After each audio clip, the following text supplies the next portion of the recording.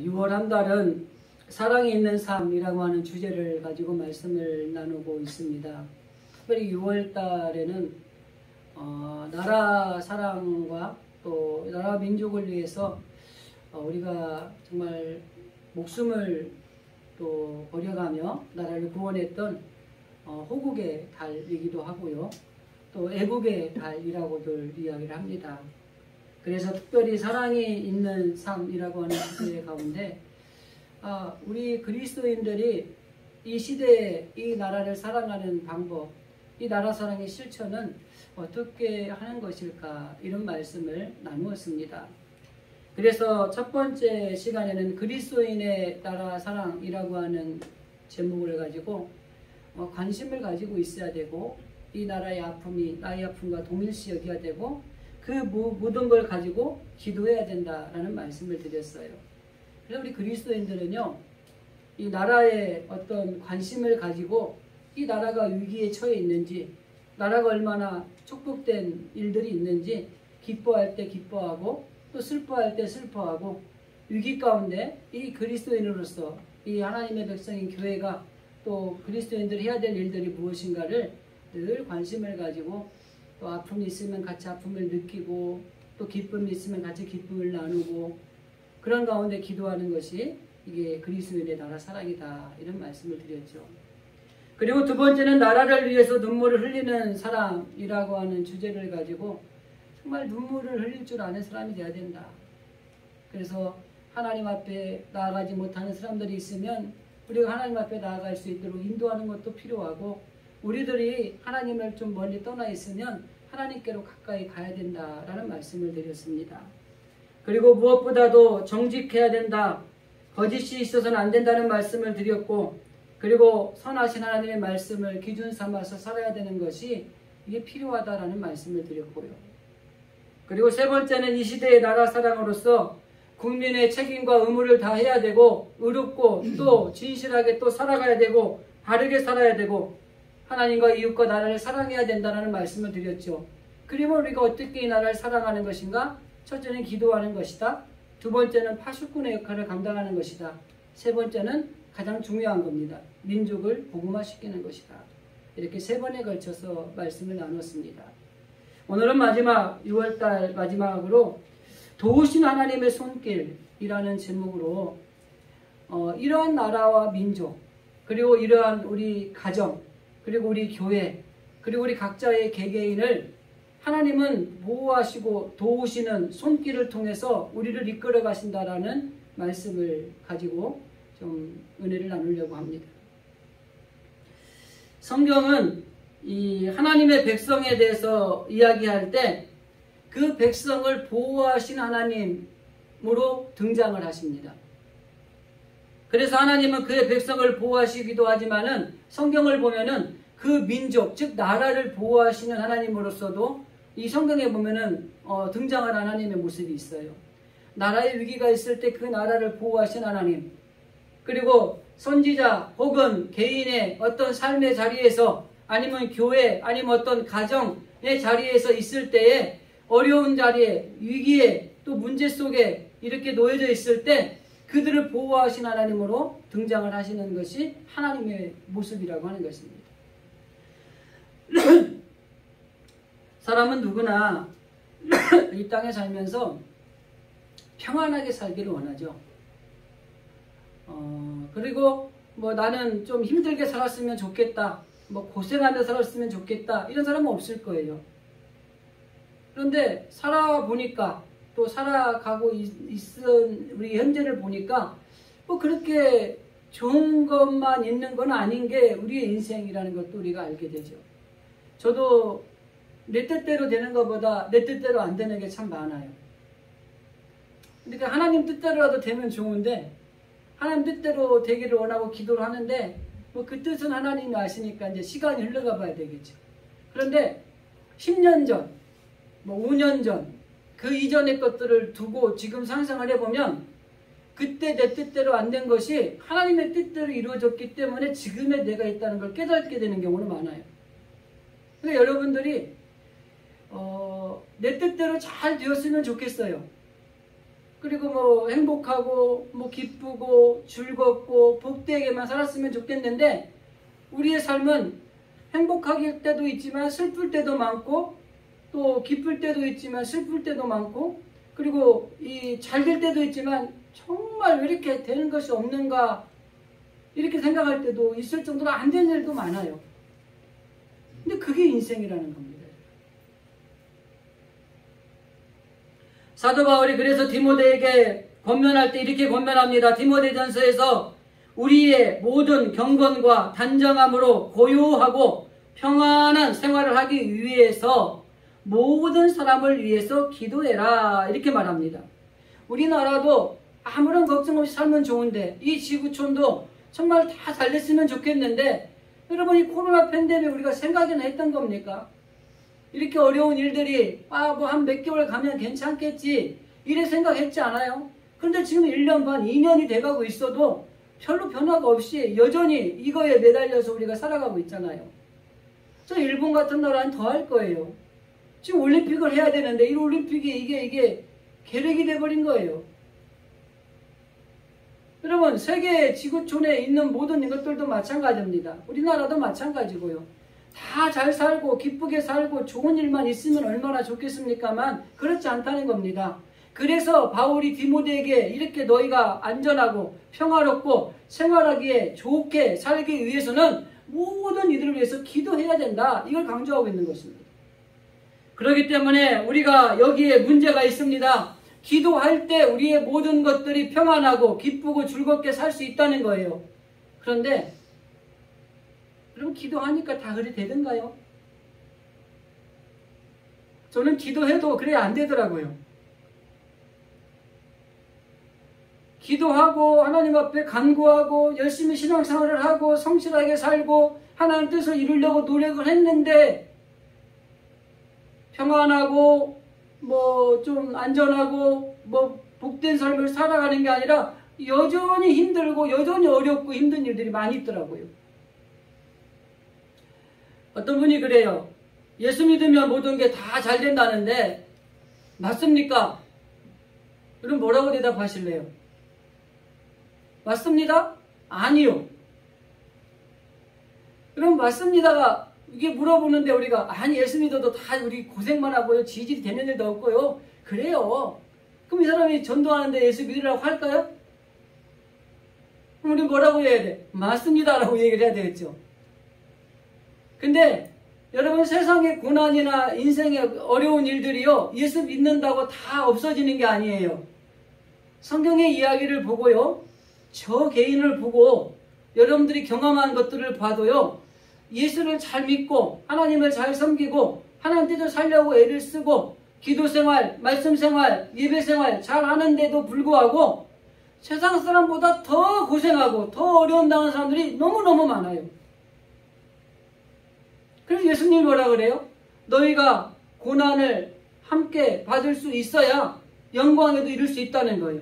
그리고 하나님이 이 땅에 있는 모든 하나님의 자녀들에게 주시는 것이 좋은 것만 주시는 게 아니라 그 좋은 걸 주시기 전에 그 좋은 걸 받을 수 있는 자격이 있는지를 먼저 테스트 하시는 거예요. 그래서 오히려 세상 사람들보다 예수 잘 믿고 신앙생활 잘하고 오늘도 그냥 들로 산으로 놀러가서 야 자유다 막 기쁘고 이렇게 하는 것보다 이렇게 성전에 와서 앉아서 정말 예배를 드리고 있는 여러분들이 더 잘 돼야 되는데도 불구하고 실제적으로 세상에 나가보면 그들보다 더 힘든 일들을 당하는 경우가 얼마나 많은지 몰라요. 잘 안 되는 일들도 얼마나 많은지 몰라요.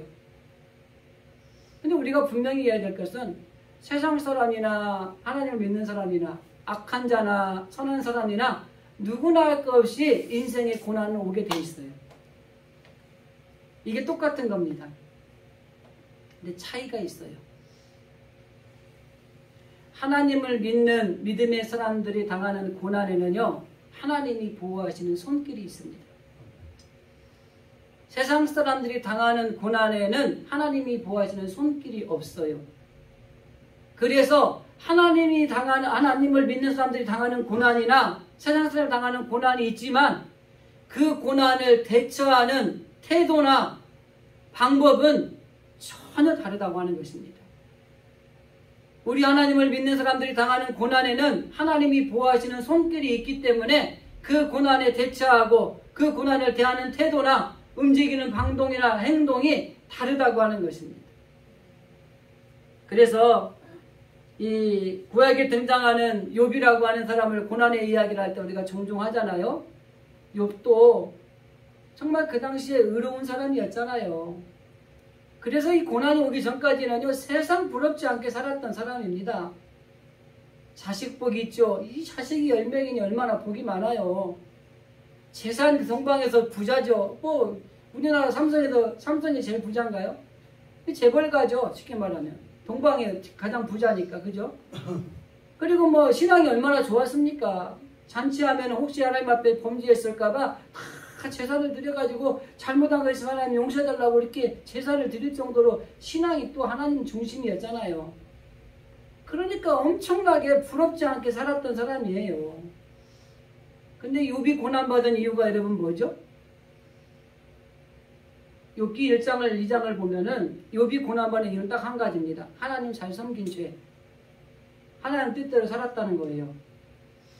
그런데 그는 고난을 당하기 시작을 합니다. 근데 고난을 당하는데 그냥 맛배기 고난이 아니라 바닥까지 완전히 가는 고난을 당하는 거예요.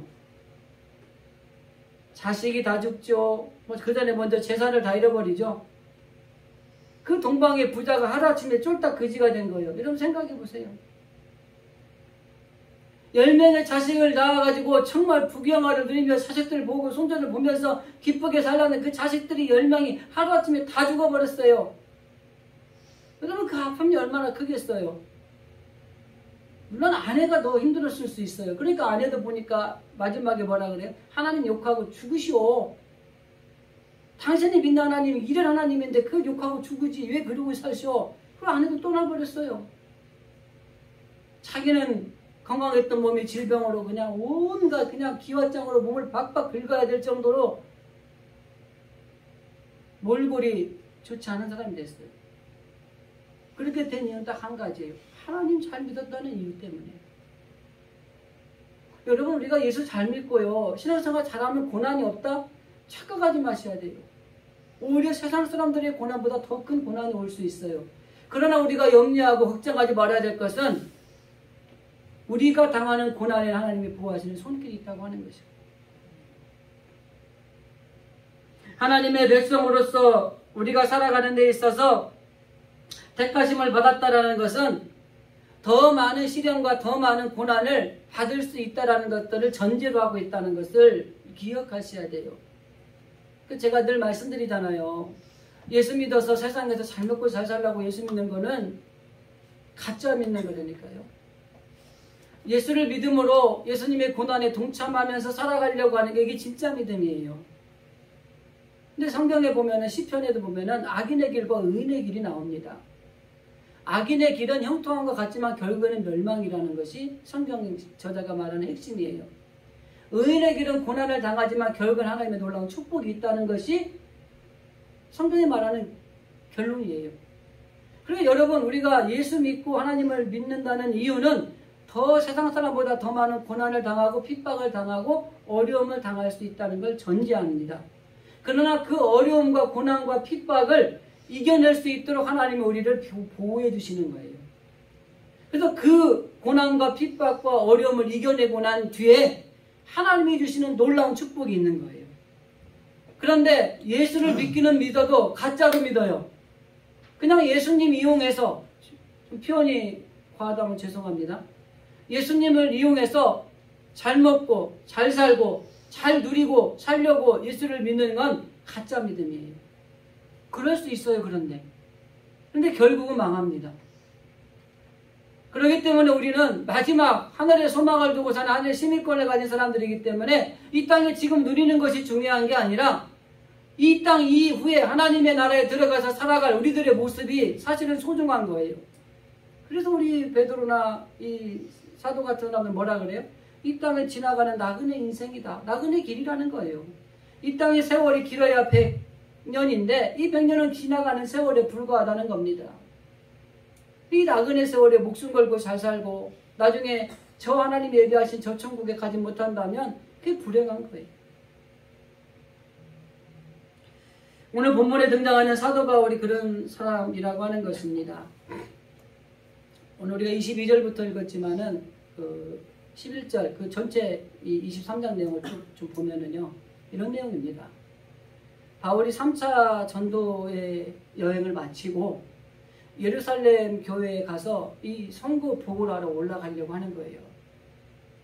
그런데 이 아가보라고 하는 선지자가 예언자 중에 하나인데, 이게 기도하다가 깨달았는지 이 바울이 올라가면 바울이 잡혀서 고생을 당하고 죽을 수 있다는 거예요. 가지 말라는 거예요. 근데 바울이 예루살렘에서 가는 겁니다. 근데 이 아가보의 예언대로 붙잡혔어요. 그리고 오늘 본문의 이야기가 진행이 됩니다. 이 총독에게서 잡혀있는 바울이 이 공회에다가 이제 심판에 어떤 죄가 있는지를 묻는, 결정하는 종교기관에 놓여진 거예요. 근데 이 종교기관에서 놓여진 다음에 이 바울을 죽이려고 하는 40명의 비밀 결사대가 이 사람들을 총독에게서 데리고 좀 나오십시오. 그러면 나와서 옮겨가는 중에 우리가 죽이겠습니다. 이렇게 청탁이 되어 있는 거예요. 근데 그 이야기를 바울의 생질이라고 표현되어 있죠. 그 생질이 그걸 알게 된 거예요. 그래서 바울에게 가서 얘기를 해준 거예요. 그러니까 바울이 그 생질 청년을 총독에게 데려가서 이 얘기를 하게 한 거예요. 그리고 그 생질이 총독에게 가서 이렇고 이런 일들이 있습니다. 이 얘기를 한 겁니다.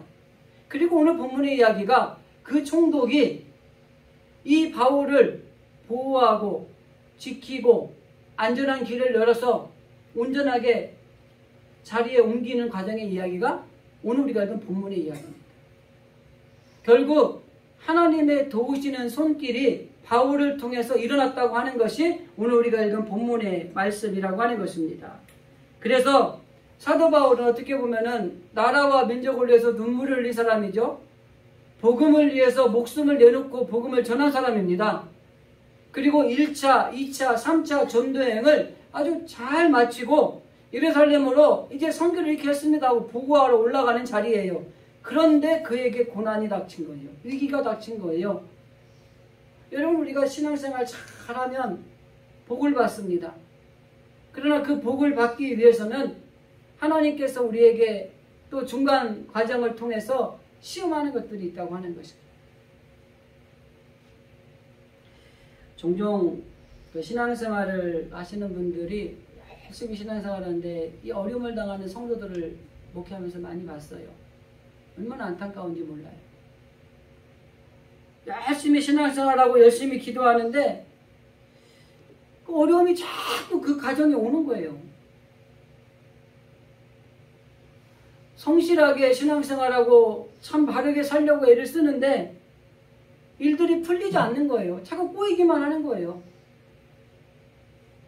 정말 신실하게 하나님 잘 섬기고 믿음을 가진 가정인데 자녀들이 아픔이 있는 거예요. 가정에 문제가 있는 거예요. 언젠가 한번 제가 말씀드렸지만 정말 믿음이 좋은 가정에 이 장애 아이가 보내졌을 때 그걸 감당하는 그 가정, 뭐 감당할 만하니까 보내줬다는 얘기도 제가 5월달에 말씀을 드렸지만은 쉬워서 그렇게 말하는 거지 감당하는 가정은 그렇지 않아요. 그렇다고 막 예수도 안 믿고 막 방탕하고 막 죄짓고 다니는 가정에 그런 일이 생기는 게 아니에요. 정말 교회 봉사 열심히 하고요. 하나님을 잘 섬기려고 애를 쓰고요. 또 전도할 때 되면 와서 열심히 전도해요. 그런데 그 가정에 그런 자녀들을 주시는 거예요. 하나도 아니고 둘씩이나. 이게 정말 어려운 거죠. 참 안타깝지 않습니까? 믿음으로 살아가려고 애를 쓰는데 계속해서 문제와 또 고난과 시련이 연속적으로 막 닥치는 가정도 있습니다. 하나님을 위해서 기도하고 믿음으로 사는데 질병으로 인해서 너무나 힘들고 어려움을 당하는 그런 사람들이 있어요. 그럼 이런 모습을 보면서 안타까움을 금할 수가 없다고 하는 것입니다.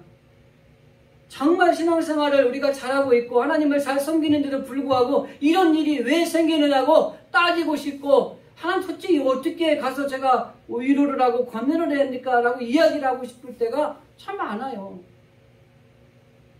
그런데 하나님은 정말 하나님을 잘 섬기고 믿음으로 사는 사람들에게 그런 고난과 시련과 어려움과 질병과 위기와 문제와 이런 것들을 통해서 더 굳건히 서기를 원하시는 거가 있더라고요. 성경도 분명히 우리에게 말씀합니다. 어려운 문제나 위기나 또 위험이나 고난이나 이런 것들은 모든 사람에게 찾아오는 것이다. 그러면서 표현하는 것이 뭐냐면 하나님을 열심히 섬기고 또 평생을 하나님께 바쳐진 삶을 살아온 바울에게도 이런 위협과 이런 고난과 이런 시련과 이런 생명의 위협을 느끼는 일들이 있었는데 우리가 하나님을 잘 섬기고 믿음으로 살려고 할 때에 우리에게 다가오는 고난이나 시련이나 어려운 문제들이 있을 수 있다. 그러나 하나님은 그 사람들에게 결과적으로 내버려 두시는 것이 아니라 결국에는 그들의 어려움 당하는 사람들을 도우신 하나님이시다고 하는 겁니다. 그래서 오늘 우리가 읽은 말씀에도 보면은 실제적으로 바울은 그 어려운 가운데 있는데 하나님이 그를 돕는 손길을 통해서 그에게 이끌어주시는 모습을 볼 수가 있는 것입니다. 마찬가지로 우리도 제가 아까 서두에 말씀드렸지만은 그런 경험들을 많이 하셨을 거예요. 정말 힘들고 어려운데 정말 하나님이 도우심의 손길을 통해서 내가 이겨낼 수 있었다는 이런 간증. 아마 여러분 오랜 생활, 신앙생활에서는 그런 간증거리가 수도 없이 많이 있을 겁니다. 저도 가만히 생각해보면 지나간 일들을 돌이켜보면 야 그때 정말 하나님이 도우시지 않았으면 그때 하나님이 도움의 손길을 나에게 은혜를 베풀지 않았다면 내가 지금 어떻게 됐을까? 이런 일들이 참 많아요. 그래서 하나님은 보호하시는 하나님으로서 우리에게 존재하기도 하지만은 직접적으로 나서서 도와주시는 거예요. 내가 돈 1,000원이 필요해. 1,000원이 없어요. 하나님이 1,000원을 주시는 거예요. 남들이 나를 힘들게 하고 나를 어렵게 할 때 보호막을 쳐서 딱 막아주시는 보호하시는 하나님이기도 하지만은 실제적으로 도와주시고 지켜주시는 하나님으로서 우리에게 나타난다고 하는 것입니다. 오늘 본문에 등장하는 바울도 마찬가지입니다. 위기 가운데 있는 사도 바울을 도우신 하나님의 손길이 등장하는 걸 볼 수가 있다고 하는 것입니다. 오늘 하나님께서 절제절명의 위기 가운데 있는 이 사도 바울을 어떻게 도우시느냐면 11절에 보면은 그가 생명의 이 위기에 처해 있을 때에 하나님이 바울을 찾아오셔서 그에게 격려의 말을 합니다. 11절 말씀을 제가 한번 읽어드릴게요. 그날 밤에 주께서 바울 곁에 서서 이르시되 담대하라. 내가 예루살렘에서 나의 일을 증언한 것 같이 로마에서도 증언하여야 하시라 하시니라. 이 말씀이 우리에게 말하는 것은 현재 네가 어려움에 처해 있지만은 그 어려움을 이겨낼 수 있다는 겁니다. 그리고 그 이후에 해야 될 일들이 있음을 암시해주고 있는 겁니다.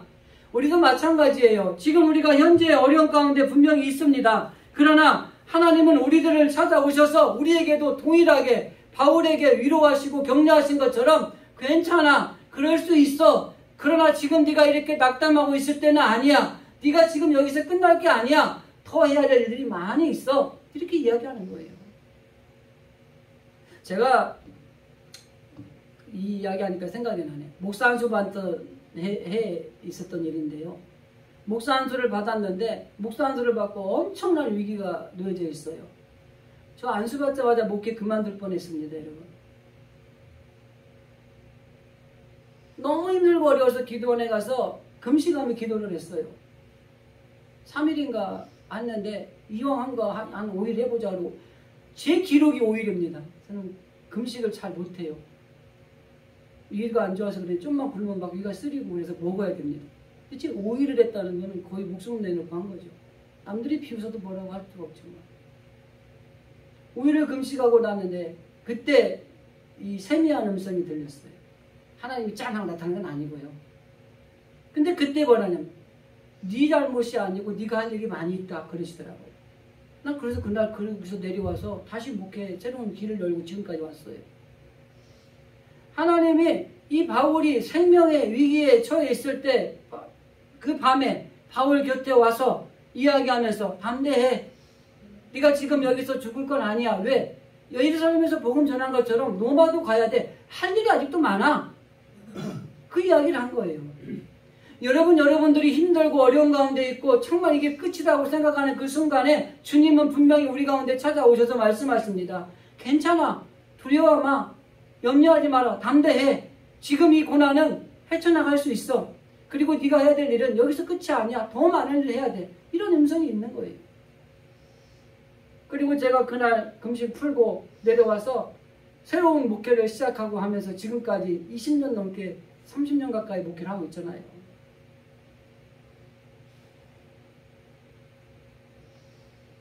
정말 중요한 것은 사도 바울이 가장 필요한 말씀을 하나님께서 그에게 주셨다고 하는 겁니다. 오늘날 위기 가운데, 정말 힘든 가운데, 고난 가운데, 시련 가운데 여러분들이 있다면 그 하나님의 음성을 사모하셔야 돼요. 그럼 내가 정말 이렇게 힘들고 너무 어려운 가운데 있는데 바울의 곁에 찾아오셔서 바울에게 위로하시고 격려하신 그 말씀을 오늘 나에게도 주옵소서. 근데 그 말씀이 필요합니다.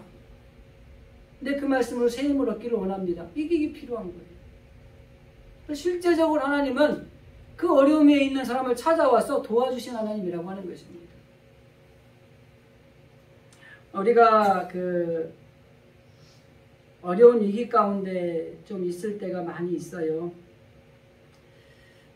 그런데 그 예수님이 그 공생의 사역을 다 마치시고 이 하늘로 승천하실 때 마태복음 28장 20절에 보면 볼지어다 내가 세상 끝날까지 너희와 항상 함께 할 것이다. 이렇게 이야기를 하잖아요. 그죠? 이 말씀은 뭐냐면은 기쁠 때도 함께 할 거야. 슬플 때도 함께 할 거야. 잘 될 때도 함께 할 거야. 안 될 때도 함께 할 거야. 고난 중에도 함께 할 거야. 영광 중에도 함께 할 거야. 그러니까 하나님은 항상 우리 곁에서 나와 함께 하시겠다고 약속하신 하나님이세요. 그 하나님은 여러분들이 아주 기쁘고 즐거울 때도 그 기쁨을 배가 되게 만들어주시는 분으로 내 곁에 계셔요. 정말 힘들고 어려울 때 그 힘든 걸 이겨낼 수 있는 위로자요, 격려자로서 그리고 실제적으로 그 모든 일을 헤쳐나갈수록 도우시는 하나님으로서 우리 곁에 계시는 겁니다. 그러니까 여러분 절대 낭망할 필요가 없는 거예요. 저는 이 코로나 막 하고 막 그럴 때 염려하고 걱정하는 분들 많이 있었잖아요. 근데 이 일을 통해서 하나님이 하시는 일들을 기대해 보는 거예요. 근데 얼마나 인간이 약한지 아세요? 갑자기 몸이 우실우실하고 그러면 아이고 내가 코로나 걸린 거 아닌가 그러면 막 열재보고 그래요. 담대한 것처럼 막 되게 약해요. 그럼 괜찮습니다. 우리가 이렇게 약한 존재죠. 하나님 그렇게 만들었으면 어떻게 해요? 집을 흙빚어서 만들어놨으니 어떻게 막 좀 좋은 걸로 만들어놨으면 좀 담대할 텐데, 그죠? 제가 가끔 말씀드렸던 이야기가 있는데 모래 위에 발자국이라는 시의 내용을 여러분들에게 가끔 이야기했던 기억이 있는데 그 시의 내용은 이 이야기예요. 어떤 사람이 꿈을 꿨어요. 근데 예수님과 함께 이 바닷길을 쫙 가는 꿈을 꾼 거예요. 그래서 이 바닷길을 가는데 모래에 이 두 명의 발자국이 착착착 나 있는 거예요. 그런데 어느 날 보니까 이 발자국이 하나밖에 없는 거예요. 근데 그때가 언제냐? 자기가 정말 힘들고 어려울 때는 이 하나밖에 없는 거야. 그 생각하니까 이 사람이 화가 나는 거예요. 예수님, 정말 나와 항상 함께 하시겠다고 약속하셨는데 내가 이렇게 힘들고 정말 이렇게 어려울 때 정말 하나님 예수님은 어디 가셨습니까? 그런데 그때 예수님이 이렇게 얘기하시는 거예요. 네가 슬플 때나 네가 기쁠 때나 네가 고난당할 때나 네가 어떤 상황에 있을 때든지 나는 언제나 너와 함께 했다. 그리고 네가 알아야 될 게 하나 있다. 그 두 개 중에 하나밖에 없는 발걸음은 내 발자국이다.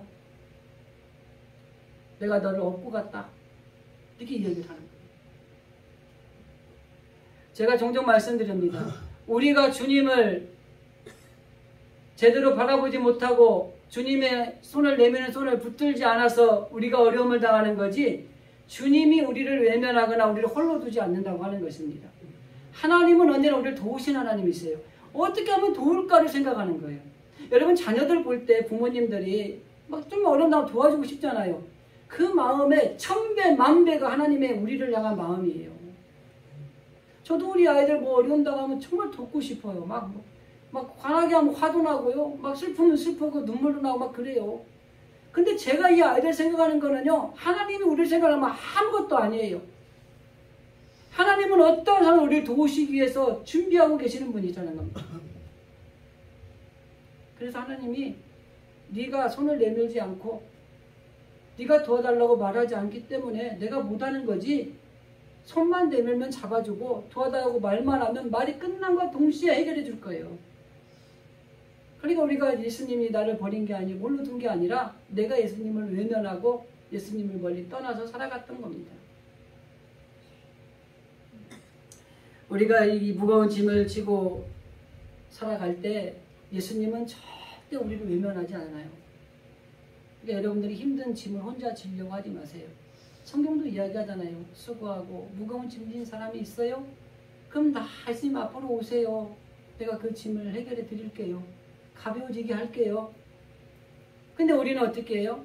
그 무거운 짐을 내가 지고 내가 해결하려고 하고 내 방법으로, 내 생각으로, 내 지혜로, 내 힘으로 뭘 해보려고 하는 거예요. 근데 그거 아니에요. 뒤에 가면 나오지만 하나님께 맡기면 돼요. 그런데 그걸 맡기지 못해서 어려움을 당하는 경우가 정말 많이 있다고 하는 것입니다.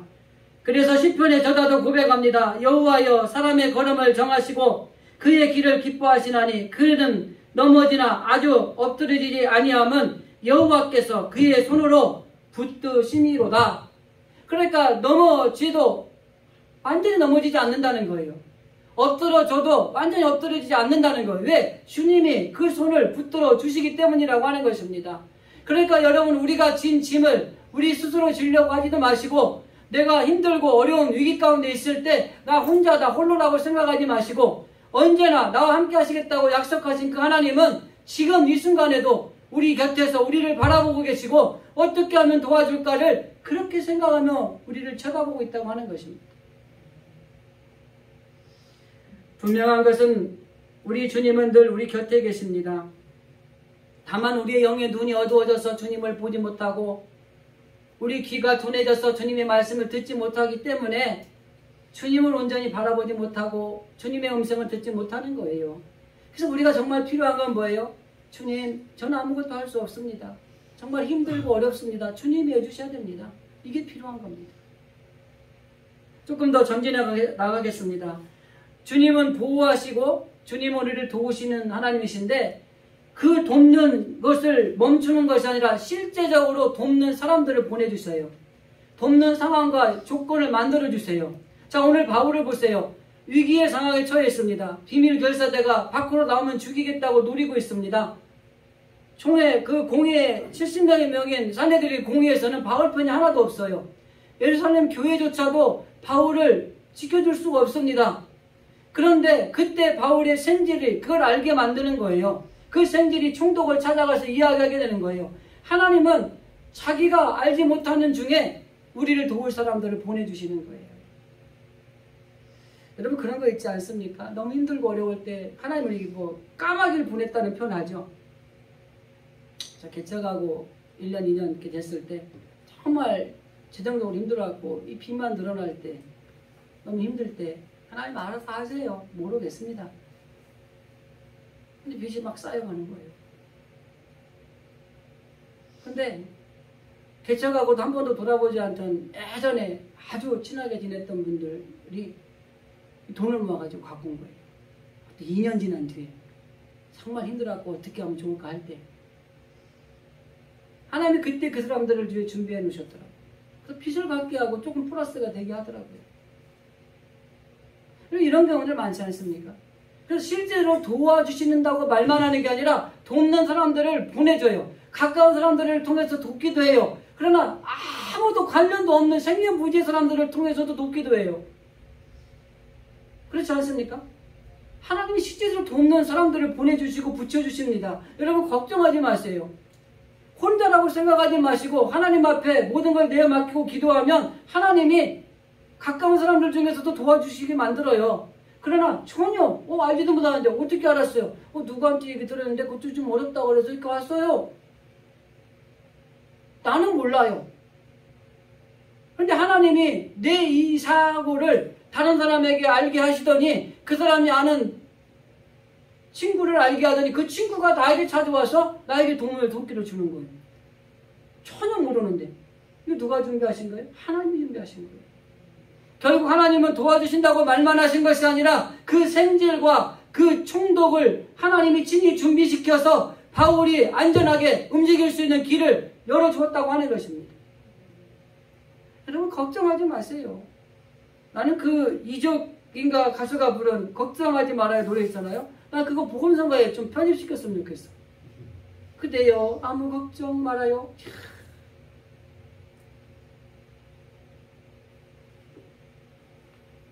히브리서 기자가 이렇게 얘기합니다. 이러므로 우리에게 구름같이 둘러싼 허다한 증인들이 있으니 모든 무거운 것과 얽매기 쉬운 죄를 벗어버리고 인내로써 우리 앞에 당한 경주를 경주하며, 이 말은 뭐냐면 믿음의 선진들이 이미 우리에게 증인이 되어서 우리가 힘들고 어려울 때 힘내라고 응원한다는 거예요.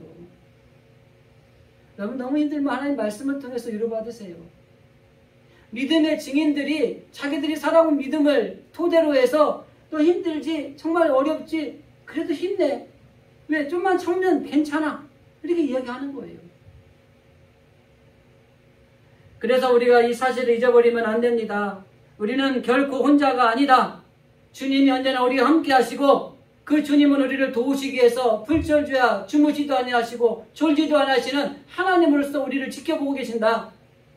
그래서 저 사람이 필요할 것 같으면 그 사람을 보내고, 알지는 못하지만 저 다른 사람이라도 필요하면 끌어다가라도 갖다가 붙여서라도 돕게 만들고, 결국 그 위기를 벗어나게 하는 것이 하나님이 우리를 향하는 놀라운 사랑이라는 것을 말씀하고 있는 것입니다. 그리고 마지막 결론적으로 말씀드리고 싶은 것은 보호하시고 지켜주시고 사람을 붙여주셔서 결국에는 안전한 길로 인도하셨다는 겁니다. 바울이 예루살렘에 들어가잖아요. 들어갈 땐 죽으러 가는 겁니다. 쉽게 말하면 죽을 각오라고 가는 거예요. 근데 나올 때는요 어떻게 나오죠? 편지를 받은 총독이 사내들인 공의에 바울이 갔는데 그들이 이야기하는 걸 들어보니까 자기들 율법적으로는 뭐 잘못한 일인지 몰라. 그런데 이 바울이 로마 시민권을 가진 거예요. 근데 총독이 볼 때는 아무런 죄가 없어. 그러니까 그때 생각이 뭐냐면 얘를 보호해야 되겠다. 그래가지고 보병, 기병, 병사들을 엄청나게 준비를 시키잖아요. 그리고 이 바울이 타고 갈 짐승, 말이나 됐을까요? 짐승도 준비를 하잖아요. 들어갈 때는 나 죽으면 어떡해 이러고 들어갔는데 나올 때는 어마어마한 군인들이 자기를 보호하고요. 그리고 좋은 짐승의 자리에 앉아서 당당하게 나오는 거예요. 안전하게 거기서 빠져나오게 만드시는 거예요. 그래서 그가 로마까지 하나님의 길을 인도하신 거예요. 하나님은 위기 가운데 있는 이 나라와 이 민족을 내버려 두지 않습니다. 보호하시고 지켜주시고 돕는 이들을 보내주셔요. 마찬가지로 우리 교회와 여러분의 가정과 우리 개인도 마찬가지입니다.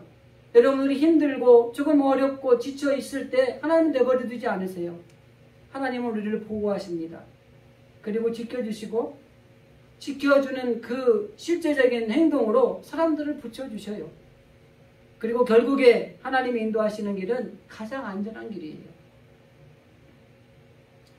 미국의 플로리다주에 우리나라 아파트 무너지듯이 무너진 사건 아시죠? 제가 어저께 뉴스를 보는데 그 아파트에 붕괴된 곳에 있는 가족을 둔 엄마 같아요. 인터뷰를 해요. 그분이 이렇게 말합니다. 우리가 할 수 있는 건 아무것도 없습니다. 하나님께 맡기는 것뿐입니다. 그렇게 이야기를 하더라고요. 우리가 위기 가운데 있고 시련 가운데 있고 어려움 가운데 있다면 우리가 할 수 있는 건 아무것도 없어요. 하나님께 맡기면 돼요.